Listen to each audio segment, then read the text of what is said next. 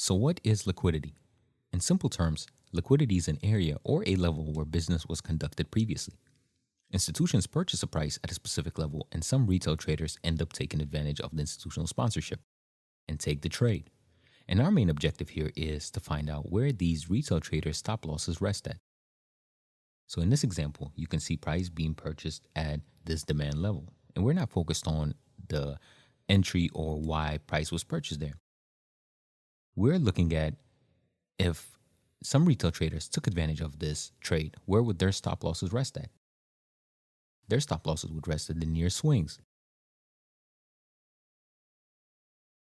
And this is where the liquidity will be rested. So let's get into this. So the first type of liquidity we're going to cover is your support and resistance liquidity, which is your equal highs and equal lows.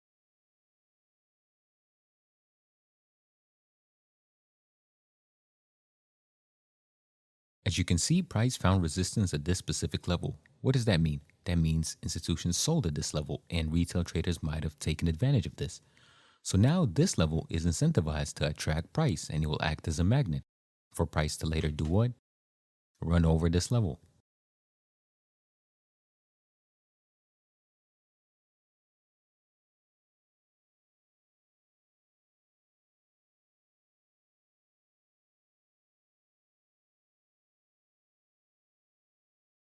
So as you can see here, price is finding resistance and this level be used as a magnet for price to run through it. So next we're going to cover the trend line liquidity.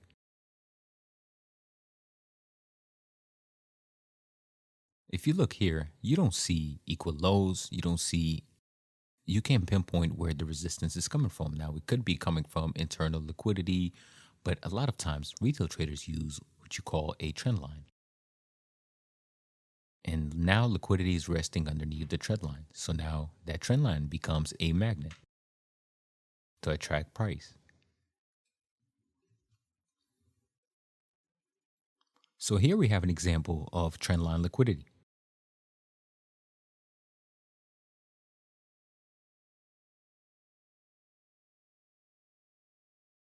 Price rejected from the trend line and attracted price. So next up, you have your FTB, your fail to break liquidity.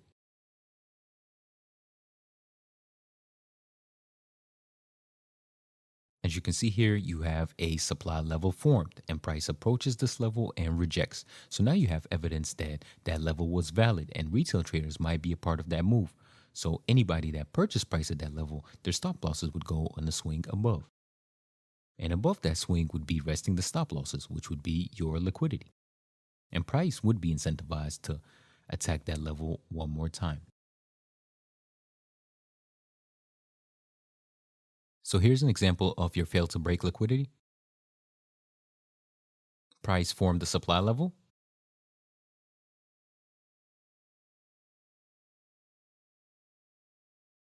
An aggressive reaction from the supply level, forming the liquidity to later be absorbed.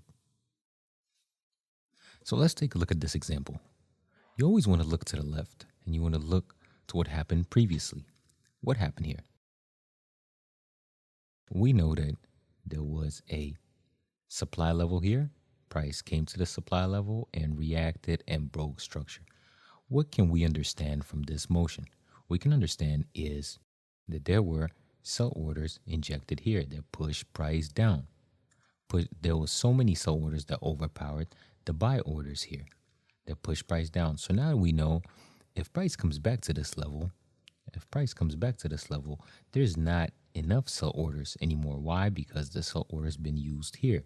So that means there's not enough sell orders to reject price one more time, and price will more than likely continue above. So this would be your FTB, your fail to break liquidity.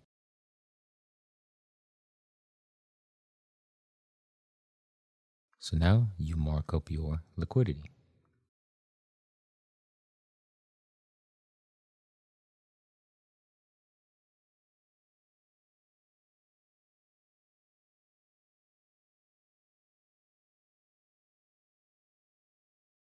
So now this area would act as a magnet and it would attract price.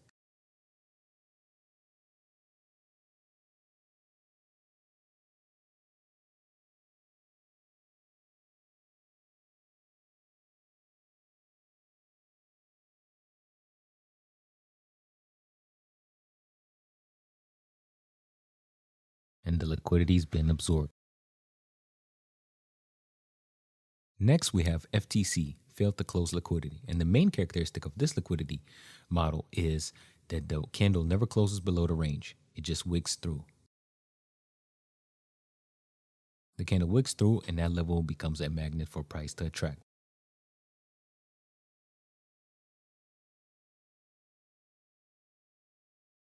So what is the primary function of liquidity?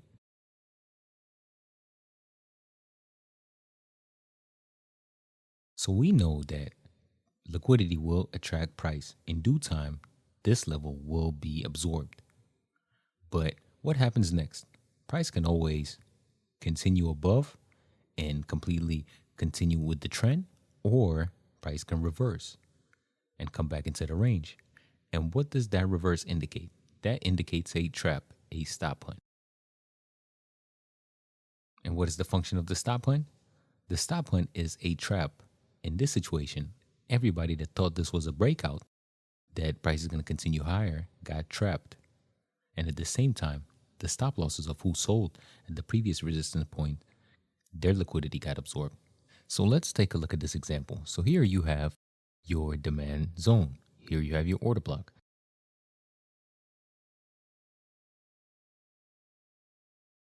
Price reacts from this order block. Price reacted from this order block and shot up and broke structure. So what do we know now? We know that the buy orders that were injected here were greater than the sell orders that could have been resting here.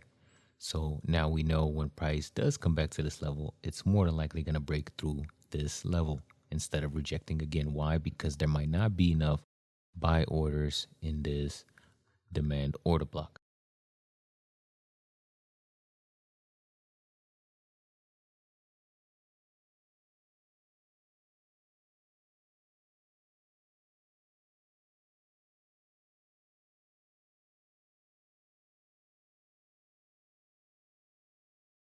So price is breaking through this level,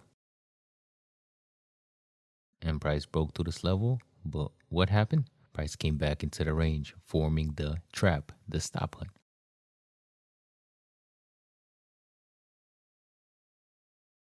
So the stop hunt has been formed. Everybody that tried to sell in this area,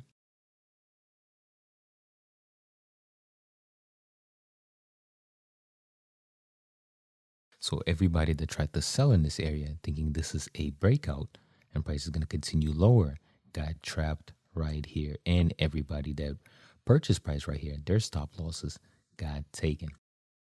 And price will continue the opposite way. That's the effects of a stop hunt. Let's talk about inducement. What is inducement? Here you have your point of interest. Price approaches your level, but doesn't get all the way to your point of interest and forms a reaction. What is price trying to do? It's trying to entice you into taking a position, tries to force you into abandoning your point of interest as if price is not going to reach that level. Price comes back, reacts from that same level, and rejects, forming liquidity, engineering liquidity. They're trying to entice you into taking a short before price actually takes the liquidity, goes to your point of interest, and reacts.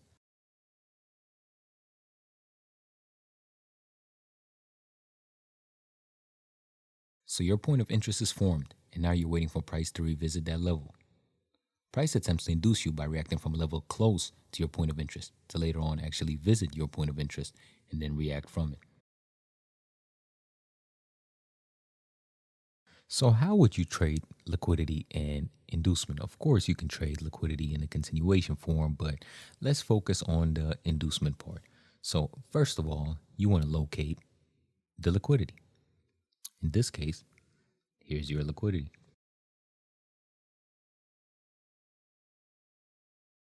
What kind of liquidity is this? This is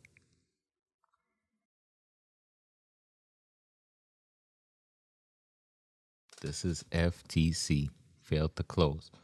Why is it your failed to close?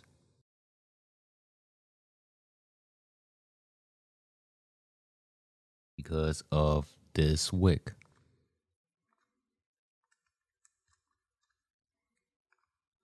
So now you know liquidity is resting under this level. So now you look for your point of interest.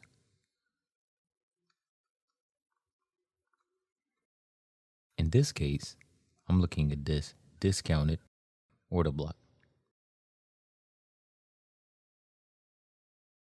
So now what you're waiting for is for price to run on liquidity, go to your point of interest, and then react.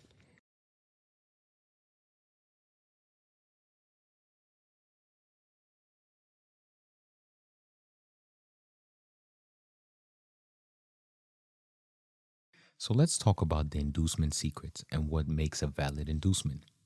So here you have your range.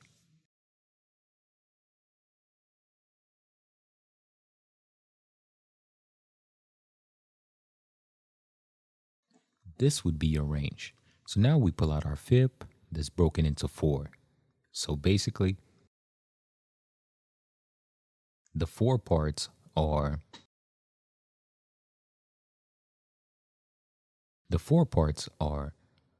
0, 25, 50, 75, 100. And this would be your discounted level, and this would be your premium level, and this would be your fair price. So what you would want essentially is you would want your inducement to happen in the 50%. You'd want your inducement to be here. You wouldn't want your inducement to be here and then for price to reach your level or even close by to the premium.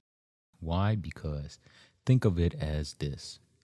Think of it as you have orders here in the premium zone, which your point of interest is located in.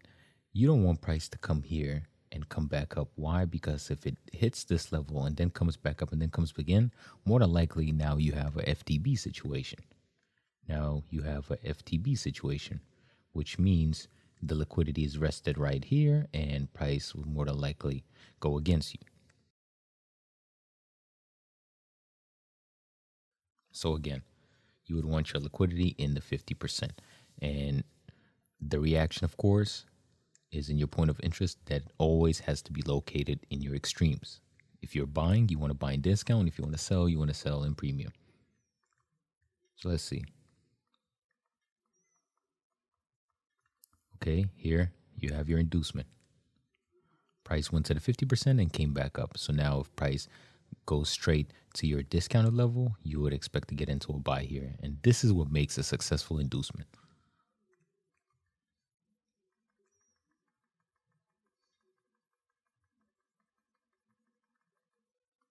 And here you have it. This was your liquidity.